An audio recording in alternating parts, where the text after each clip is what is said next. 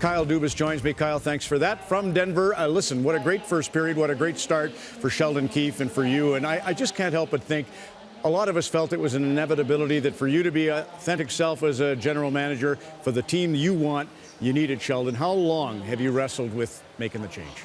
I don't think we started to even wrestle with it until the last couple of weeks, and it starts to enter into your mind for better or for worse. And I think, Ron, you're always hopeful that the team will find its way out and things will rectify themselves. And I had a little bit of experience at a lower level and dealing with something similar, and Sheldon was the person brought in then as well. But I was sure hopeful right through last week that we would be able to get things on track here. And then when it was clear that wasn't going to happen, I think it was made all that much easier by the relationship that Sheldon and I have, and Sheldon being with the Marlies and being an easy fit and knowing how we want to work together. It's a good point. Mike Stapleton is a dear friend and a guy I respect as much as I respect, and you do, Mike Babcock. So I know what you mean when you say you brought in Sheldon to replace Mike.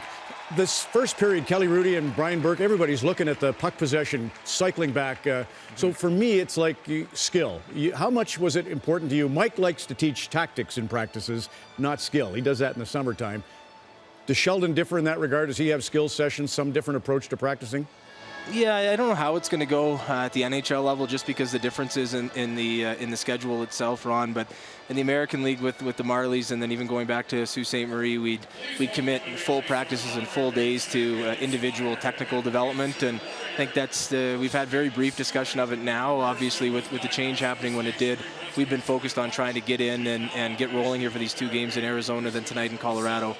But when we get our chance to go through the schedule, I think we both will have ambitions to incorporate that technical development piece for all of our players.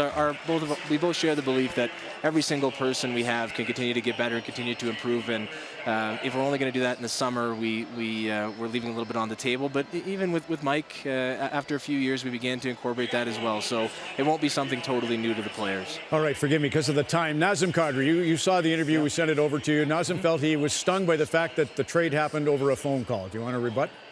I don't think there's any rebut. I just think the reality of the situation, I think a lot of the guys that are the insiders there that you work with and other general managers are in the league, I'd love to be able to call every player that we trade in and tell them that they're being traded. But the reality is, as soon as the trade call happens, it was July 1st, we were in our war room in Toronto, and as soon as the trade call is done, you've got to get in touch with the players and let them know right away, because you're dealing with minutes or seconds in some cases before it gets out somehow. And the main ambition on that day, Ron, was to merely call Naz and let him know that he had been traded, thank him for his time. Obviously, it was a gigantic part of helping to turn our program around here. We just felt at the time that with Tyson Barrie and Alex Kerfoot coming in, it was a good trade for us. It was a good trade for Colorado, and it was going to be a good thing for him as well. And I think our organization has begun to become very, very good at honoring the players when they come in that were a big part of that. And you saw that earlier in the year with the Ottawa players that had come in the past with Dion Phaneuf and others. And Naz will have his day in a few weeks when Colorado comes. But there's no excuses for it. It was a phone call, but I don't know anything we could do in this day and age to improve on how that message gets relayed now.